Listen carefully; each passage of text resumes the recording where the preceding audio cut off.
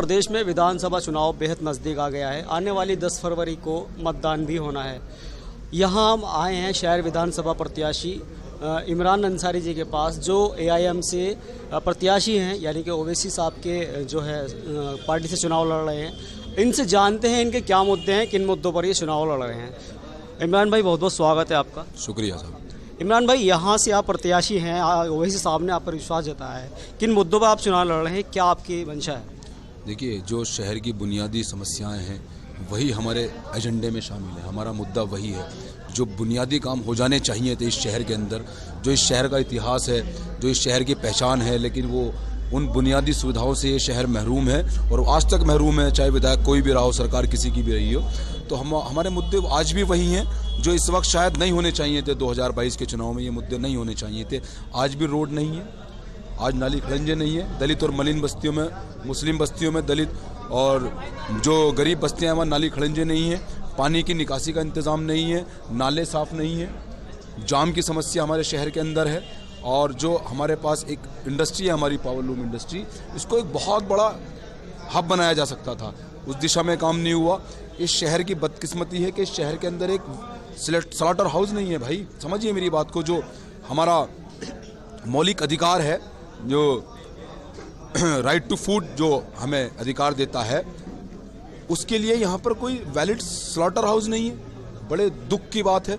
और जो जितना भी मीट का जो आपूर्ति हो रही है वो सब अवैध तरीके से हो रही है। किसी के घर में कट रहा है, किसी की दुकान में कट रहा है, कोई पुलिस को पैसा दे रहा है, किसी पर मुकदमे दर्ज हो रहे हैं।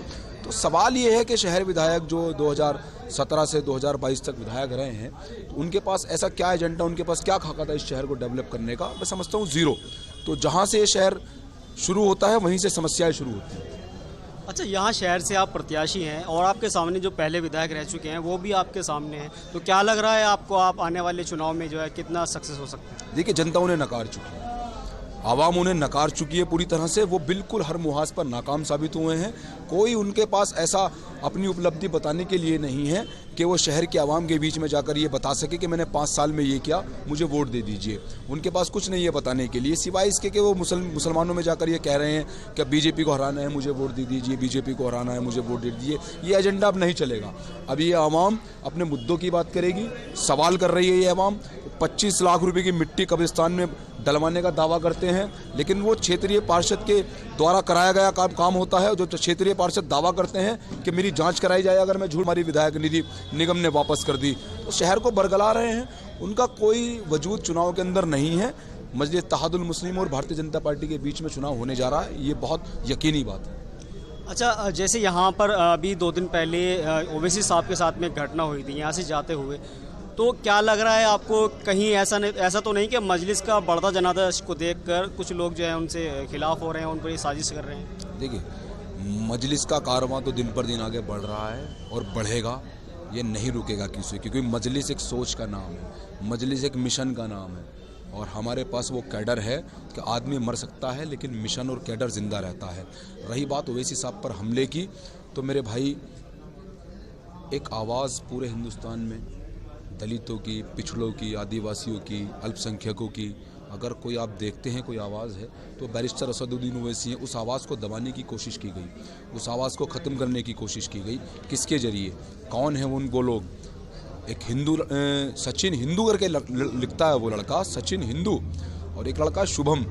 ये इन लोगों की अगर आप सोशल मीडिया साइट्स खंगालेंगे तो भारतीय जनता पार्टी के लोग नेताओं के साथ, MP महेश शर्मा के साथ इनका फ़ोटो है, लक्ष्मीकांत वाजपेयी के साहब के साथ इनका फ़ोटो है। मतलब बीजेपी के तमाम लोगों के एतराफ़ में ये लोग खड़े होकर फ़ोटो खिंचवा रहे हैं। तो अब सवाल यहाँ से ये बनता है कि जो समाजवादी पार्टी हमें ये कहती है हम बीजेपी के एजेंट हैं, अगर हम बीजेपी के एजेंट और बीजेपी को फ़ायदा पहुँचाने आए हैं तो बीजेपी के आदमी, बीजेपी के वर्कर, तो क्यों फिर जो बीजेपी के समर्थक हैं वो हमारे कौमी सदर का कत्ल क्यों करना चाहते हैं?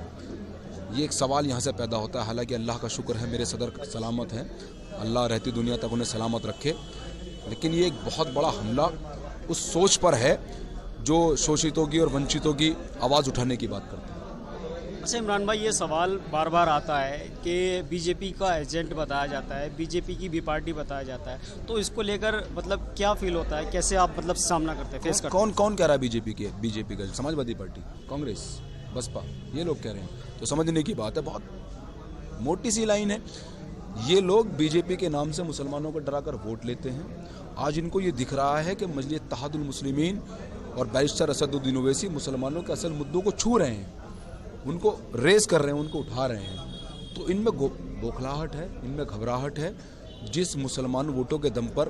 क्योंकि देखिए 2017 का जो चुनाव हुआ, समाजवादी पार्टी 200 प्लस सीटों से 47 पे आ गई। किसने इज्जत बचाई? मुसलमानों ने। भारतीय बसपा 18-19 सीटों पर आ गई। कांग्रेस ये कौन सी सीटें थी? ये कौन सी ऐसी सीटें थी जो 47 समाजवादी को मिली, 18 या ऐसी सीटें थी जो 47 समाजवादी को मिली, 18 या 20 बसपा को मिली, 7 से 8 कांग्रेस को मिली। ये वही सीटें थी जहां पर मुसलमानों ने ईमानदारी से भारतीय जनता पार्टी को हराने के लिए इन तमाम पार्टियों को वोट दिया।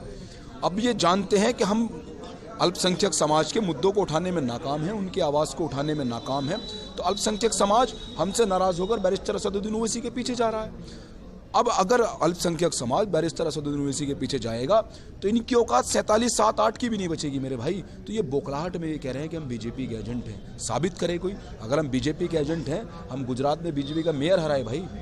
हम गुजरात में हमारा डिप्टी मेयर है गोधरा के अंदर, जहां से नरेंद्र मोदी के राजनीतिक जीवन की शुरुआत होती है।